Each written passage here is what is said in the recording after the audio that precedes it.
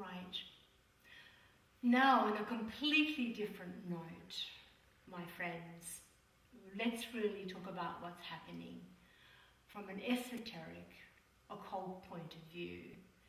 What this is indicating to us is a flowering of a process that began some time ago, quite some time ago, and involved many, many, many groups. I want to acknowledge them, completely acknowledge them. Sydney Goodwill, many, many others who for 50, 60, whatever years have Alice Bailey's work in Australia, all that, all the seeding, all the subjective, incredible subjective work that's gone on before we've got anywhere near to this stage. So we need to talk about that seriously, everyone, and we need to look at what it means for the souls of nations to truly awaken. And this does indicate, and so does the astrology of this nation, Australia, that this is a time of movement, of major change. Now, we need to go back a few years to explain what some of this true meaning is that's represented here. And what it is that some time ago now, and we need to look at the number of years, before 2000, groups and groups of people, as we know, have been meditating, serious occult meditation, in terms of the souls of nations, in terms of the awakening of souls of nations, in terms of building a unified field capable of spiritual impression. That means looking at souls within nations, around the world. None of this is a local thing, and it's very, very important to register that internationally, and this is with the University of Seven Rays, this is especially with the University of Seven Ray Institute, and all the students from around the world associated with it, with the TS also, with the Goodwills, all manner of groups were involved, so I just want to honour them. We meditated on this very, very thing, getting ready for 2000, for the great decision of the hierarchy. We were trying very hard to be available. And we did this meditation for the different schools around the world, the esoteric schools, the occult schools. And in Australia, we also looked at the KH College and KH Ashram. And there were groups of us meditating for a very, very long time and continue to do so.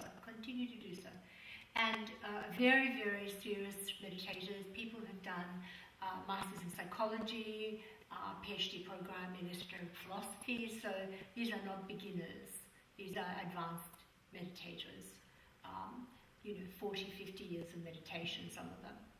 And we, in Australia here, did a particular meditation, as did everyone around the world, also in other nations, obviously. But our particular piece of the jigsaw then was this meditation at that time. And there were revelations that were experienced by members of the group, and one of them involved at the exact time of this specific noted time, there was as if it was the spear from heaven thrown into the earth within the nation of Australia. And where it was a silver spear, if you like a lightning rod, a very quite a tall thing, and it touched the ground and electrified the soil. It was as if the whole atomic kind of structure of the land itself, the air, the elements, everything was being electrified. At the top of the spear was a globe, a brilliant white globe, as if neon light, white light, and white-blue light, and it spun on itself. It was a globe spinning on itself, and from it shot light, harsh light, first ray, will and power light, shot everywhere. It was obvious that it spread through the country as well. It did actually spread right through the nation on all those planes. And we realized that at that time it was too early to let it be public and so on, because it was such an electrification process. It was the first stray aspect, and so the hierarchy does, at any significant moment of the founding of something specific and important and useful. When we say important, we say useful to humanity. Our project is created, is that there is this grounding, and it matches very much the details of what they say happens. Now, since then, of course, there's been much meditation. There's been journeys to Wesak, to the actual sacred valley in Tibet. So we have really spent enormous time taking on pilgrimage, really being available, really allowing ourselves to be really electrified and trained. This rod has clothed itself with each year that's passed. It's clothed itself with a Devic form. So it's as if there is a great Deva, a sacred being, standing where this rod is on the planet. Now, obviously, it's spiritual, it's subjective. We don't know exactly where it is. We have seen some images of the location, but so far no one's found it. Anyway, the main thing about it is that it has clothed itself with material, etheric material, and it's obvious that it has gone through transformations, and these transformations involve the physical body, the emotional body, the mental, and so on. So all these clothing have been gathering there. Now, it's quite some time now since that period, and it was before 2000, and it's getting close to the time where this should be precipitating. And so at this point in time, as I mentioned before, Australia itself does have subjective, so they're usually behind the scenes meditators who do not discuss these matters. People working very, very seriously, and often externally you don't see the impact of their work. The main thing is that it's the process of creating this lotus. Well, the lotus is the soul, obviously we know that. In this group we know that. We're all members of petals within these causal bodies, and other groups as well, obviously. And so this image just represents some of that. And here in this image we have the fire in the petals. So if we think of the petals as being, of course, light, we think of them being as love, of will and power and so on. So they're actually made of all these different levels, as we know.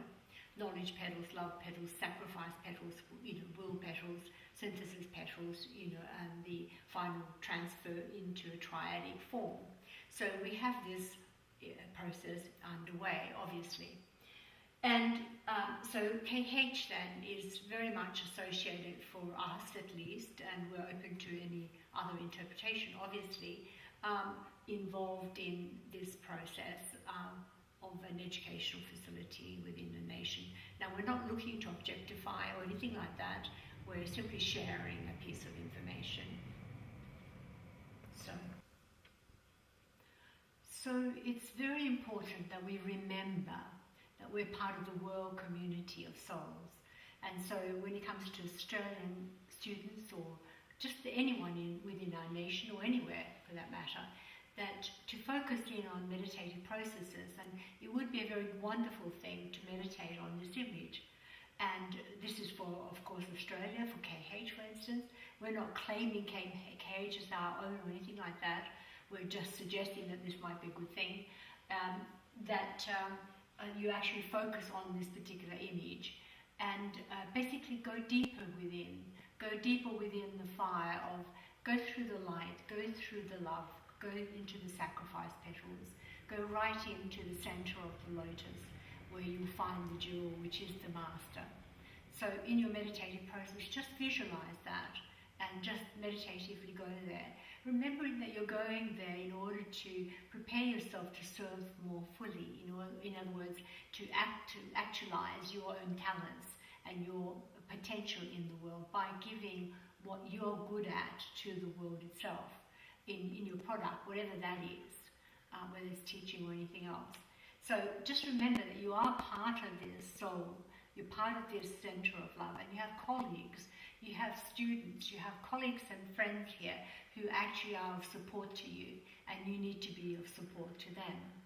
And So just remember that you will fit somewhere within those petals of this lotus or your own soul lotus of your nation. Now you have your own lotus internally, of course, but that lotus fits as a spark within this greater scheme.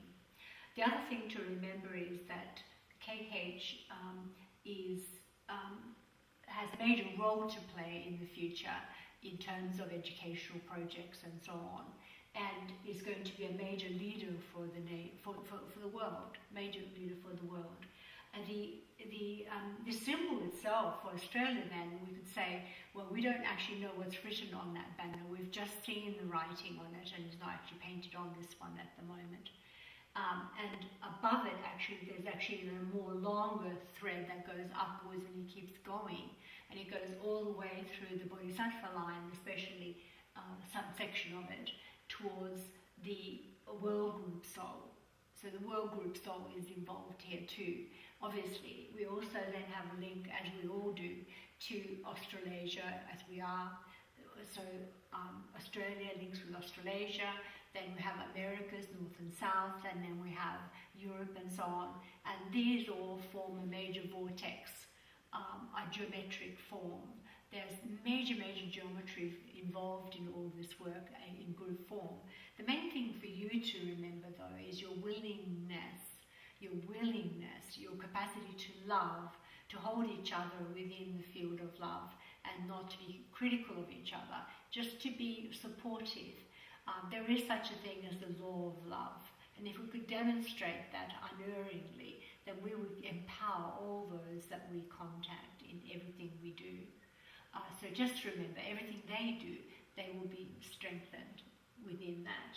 So later on we'll be looking at these things that we speak of, and we can actually see the link that is here.